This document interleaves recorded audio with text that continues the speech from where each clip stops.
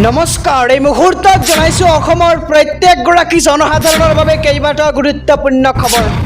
আজি হৈছে ৩ ফেব্ৰুৱাৰী। আজিৰ দিনটোতে অসমৰ লগতে ভাৰতবৰ্ষৰ বিভিন্ন প্ৰান্তৰ পৰা কেইবাটাও গুৰুত্বপূৰ্ণ খবৰ একত্ৰিত কৰা হৈছে। এই মুহূৰ্তত জনাইছো আজিৰ প্ৰথমটো খবৰ। আজিৰ প্ৰথমটো খবৰেই ৰাজ্যবাসীৰ বাবে এটা ডাঙৰ খবৰ। জ্ঞানবাপী মছজিদক লৈ এটা ডাঙৰ খবৰ। পুনৰ এবাৰ হিন্দু পক্ষৰ বৃহৎ জয়। ধাৰাবাহিকভাৱে জ্ঞানবাপী মছজিদত হিন্দু পক্ষই কৰিব পাৰিব পূজা অৰ্চনা।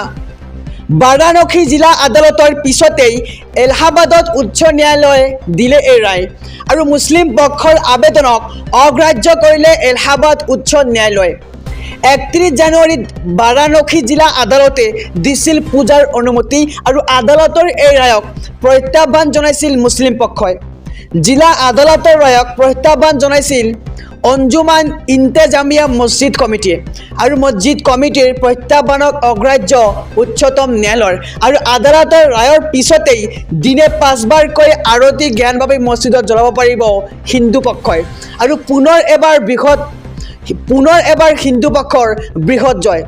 এই মুহূৰ্তত জনাইছো আজিৰ দ্বিতীয় নম্বৰ খবৰটো। আজি অসমত প্ৰধানমন্ত্ৰী নৰেন্দ্ৰ মোদী সন্ধিয়া ৭:৩০ বজাত বৰঝাৰ বিমানবন্দৰত অৱতৰণ কৰিব প্ৰধানমন্ত্ৰী নৰেন্দ্ৰ মোদীয়ে। নিশা ৰাজ্যিক অতিথিশালাত কটাব প্ৰধানমন্ত্ৰী নৰেন্দ্ৰ মোদী। অসম বিজেপিৰ কৰ কমিটিৰ সৈতে আলোচনাত বহিব মোদীয়ে। কাইলৈ খানাপাৰাত চৰকাৰী কাৰ্যসূচীত অংশগ্ৰহণ কৰিব দেশৰ প্ৰধানমন্ত্ৰী নৰেন্দ্ৰ মোদীয়ে আৰু দিনৰ 11:30 বজাৰ পৰা খানাপাৰাত প্ৰধানমন্ত্ৰীৰ এক বিশেষ কাৰ্যসূচী। কেইবাটাও কেন্দ্ৰীয় আৰু ৰাজ্যিক প্ৰকল্প উদ্বোধন কৰিব নৰেন্দ্ৰ মোদীয়ে। প্ৰধানমন্ত্ৰী মোদীয়ে মুকলি কৰিব অসম মালাৰ দ্বিতীয় সংস্কৰণ। এই অভিলাষী আঁচনিৰ অধীনত ৪৩টা নতুন পথ নিৰ্মাণ হ'ব আৰু ৰঙিয়াৰ পৰা মঙলদৈলৈ এটা বিকল্প পথ নিৰ্মাণ কৰা হ'ব আৰু গোলাঘাটৰ পৰা মেৰাপানীলৈ নতুন পথ নিৰ্মাণ কৰা হ'ব। এই মুহূৰ্তৰ খবৰ জনাইছোঁ যে আজি সন্ধিয়া ৭:৩০ বজাত অসম পাবহি দেশৰ প্ৰধানমন্ত্ৰী নৰেন্দ্ৰ মোদী আৰু প্ৰধানমন্ত্ৰী নৰেন্দ্ৰ মোদী উপস্থিত হৈ কি কাৰ্যসূচী হাতত ল'ব। ১৩০ কোটি টকা ব্যয় সাপেক্ষে এই পথ নিৰ্মাণ কৰা হ'ব আৰু নলবাৰীৰ পৰা কৈঠালকুছিলৈ 2 লেনযুক্ত পথ নিৰ্মাণ ঘোষণা আৰু চিজুচাৰ পৰা ইটাখোলালৈ নিৰ্মাণ হ'ব নতুন পথ আৰু অসম মালাৰ দ্বিতীয় সংস্কৰণৰ অধীনত নিৰ্মাণ হ'ব ৩৮খন দলং আৰু প্ৰধানমন্ত্ৰীক সভালৈ চৰকাৰে আনিব ৫,০০০ লাখপতি বাইদেউ। অসমত ১ লাখ টকা উপাৰ্জন কৰা মহিলাৰ সংখ্যা ৬ লাখ হৈছে, এয়া চৰকাৰৰ তথ্য আৰু লাখপতি বাইদেউৰ সমাৱেশ আয়োজন কৰাৰ পোষকতা মুখ্যমন্ত্ৰী ডক্টৰ হিমন্ত বিশ্ব শৰ্মাৰ। লগতে গুৱাহাটী মেডিকেল কলেজ হস্পিটেলৰ বিল্ডিং নতুনকৈ নিৰ্মাণ কৰা হ'ব আৰু ৩,০০০ ৰোগী থাকিব পৰাকৈ নিৰ্মাণ হ'ব এক নতুন বিল্ডিং। এই প্ৰকল্প পূব ভাৰতৰ স্বাস্থ্য খণ্ডৰ আটাইতকৈ বৃহৎ প্ৰকল্প আৰু আজি অসমলৈ দেশৰ প্ৰধানমন্ত্ৰী নৰেন্দ্ৰ মোদী উপস্থিত হ'ব। আমি সবিশেষ জনাইছোঁ যে কি কাৰ্যসূচী হাতত ল'ব দেশৰ প্ৰধানমন্ত্ৰী নৰেন্দ্ৰ মোদীয়ে। এই মুহূৰ্তত জনাইছোঁ আজিৰ তৃতীয় নম্বৰ খবৰটো। ৰাজ্যৰ লাখ লাখ বিধৱা মহিলালৈ ডাঙৰ খবৰ।